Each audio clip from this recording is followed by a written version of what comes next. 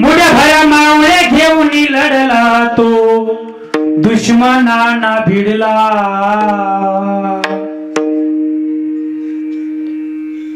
मुठ्या भऱ्या मावळे घेऊन लढला तो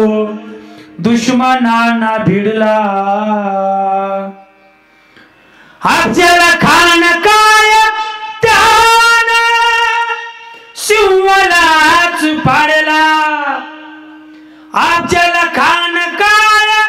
त्यान शिवलाच पाडला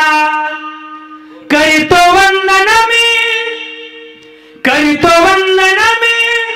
कुलदेवतेला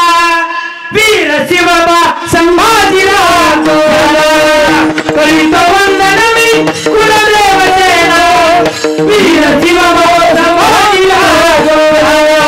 करीतो वंदन मी वीर संभाजीराज करीतो वंदन मी कुलदेवतेला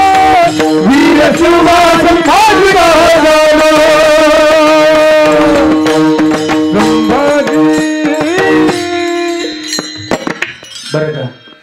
करीतो वंदन मी कुलदेवतेला वीर शिवबा संभाजीराजा बरं का आजपर्यंत या महाराष्ट्राला माझ्या धर्मवीर संभाजीराजाच्या बलिदानाच्या विषयी फारशी माहिती नव्हती गड्या परंतु एक छावा नावाचा चित्रपट या महाराष्ट्रामध्ये भारतभूमीमध्ये प्रदर्शित झाला अरे जेवढं माझ्या धर्मवीर संभाजी महाराजांनी धर्माकरता सोचले ना दादा एवढा अत्याचार या विश्वामध्ये धर्माकरता कोणी सोचला नाही बघा 40-42 दिवस हलाल करून माझ्या धर्मवीर संभाजी राजांना कापलं रे दादा अरे तुळापूरला बुडू ते भीमा भामा इंद्राणीच्या तीरावरती साखल दंडानं कैद केलं रे दादा माझ्या महाराजांना 2 लाकडं एक पुढून लाकूड आहे एक पाठीमागून लाकूड आहे कुणीतरी यायचं हाताची नख उपसून घेतली जायची कुणीतरी यायचं अंगावरलं चमडं काढलं जायचं कुणीतरी यायचं अरे तप्त केलेल्या लोखंडाच्या सळ्या आणल्या जायच्या आणि माझ्या धर्मवीर संभाजी महाराजांच्या डोळ्यामध्ये घातल्या जायच्या डोळ्यातून रक्त व्हायला सुरुवात व्हायची कुणीतरी यायचं अंगावरलं कातड काढलेलं असतं त्या अवस्थेमध्ये अंगावरती मूठ चोळलं जायचं मीठ अरे लचका तोडून माझ्या धर्मवीर संभाजी राजांना मारलं महाराज एवढं बलिदान बरं का जगावं कसं या महाराष्ट्राच्या मातीला माझ्या छत्रपती शिवरायांनी शिकवलं आणि या महाराष्ट्राच्या माती करता या धर्मा करता मरावं कसं धर्मवीर संभाजी राजांनी शिकवलं देश धर्म पर मिटने वाला सर शिवा का छावा था महापराक्रमी महाप्रतापी एक ही शंभू राजा था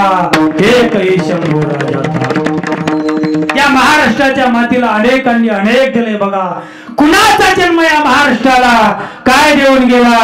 कुणाचा जन्म या महाराष्ट्राच्या मातीला काय देऊन गेला माहित नाही गड्या परंतु माझ्या धर्मवीर संभाजी राजांचा जन्म छत्रपती शिवरायांचा जन्म या महाराष्ट्राच्या मातीला हिंदवी स्वराज्य देऊन गेला म्हणून आज तुम्ही आम्हाला कपाळावरती गंध लावण्याचा अधिकार खऱ्या अर्थानं कुणी दिला असेल माझ्या शिवराजांनी आणि माझ्या संभाजी राजांनी दिला म्हणून या महाराष्ट्रातल्या प्रत्येक बरं का खेड्यातल्या गावागावातल्या वस्तीतल्या घरावरती माझी एकच विनंती आहे तुम्हा सर्वांना जसं तुम्ही ज्ञानोबा तुकोबा विठोबारायाची पूजा करताना प्रत्येकाला माझी कीर्तनामध्ये प्रार्थना असेल गड्या प्रत्येकाच्या घरामध्ये देवाऱ्यामध्ये छत्रपती शिवाजी महाराजांची मूर्ती असू द्या बघा बरं किती जणांच्या घरात मूर्ती हात वर करा बरं वा वा वा वा वा बरं मूर्ती फोटो नाही पूजेमध्ये मूर्ती प्रत्येकाला विनंती आहे प्रत्येकानं मूर्ती मी तर रोज घर सोडत असताना बरं का घर सोडत असताना माझ्या छत्रपती शिवाजी राजांची पूजा केल्याशिवाय मी कधी घर सोडत नाही ज्या वेळेस महाराजांची पूजा होईल त्याच वेळेस चहा पाणी घ्यायचं राजांची पूजा झाल्याशिवाय पाणी सुद्धा प्यायचं नाही, हा नित्यनेम जीवनामध्ये प्रत्येकानं करा. कारण या महापुरुषांना लय सोसले रे दादा, लय सोसलं या महाराष्ट्राकरता. हे महापुरुष जन्माला आले नसते ना, तुमच्या गावात पंढरीचा सोहळा पाहायला मिळाला नसता अशोक बाबा. फार मोठे उपकार माझ्या महाराजांचे आहेत. म्हणून या नरदेहाची किंमत जाणली माझ्या जिजाऊ माँसाहेबांनी. शिवाजीराजांच्या सारखं धर्मवीर संभाजीराजांच्या सारखं रत्न घडवलं. तुम्हा आम्हाला प्रबोधन या संत महापुरुषांनी केलं आणि या भवसागरातून पहिलं तीराला गेले. मनुष्य देहाई सानिध साधिल ते सादासीद,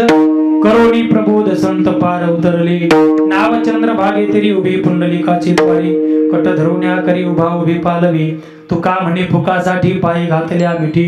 होतो उठाउठी लवकरीच उद्धार. मनुष्य देहाई सानिध साधिल ते सादासीद, करोनी प्रबोध संत पार उतरले. एक विठोबा भजन घेऊ, सर्वांनी हात वर करा बरं, एकच मिनिटा करता. वा झाले बघा. कीर्तन म्हणजे काय, भजन म्हणजे खरं कीर्तन आहे. विठोबा रे खुमाई बाबा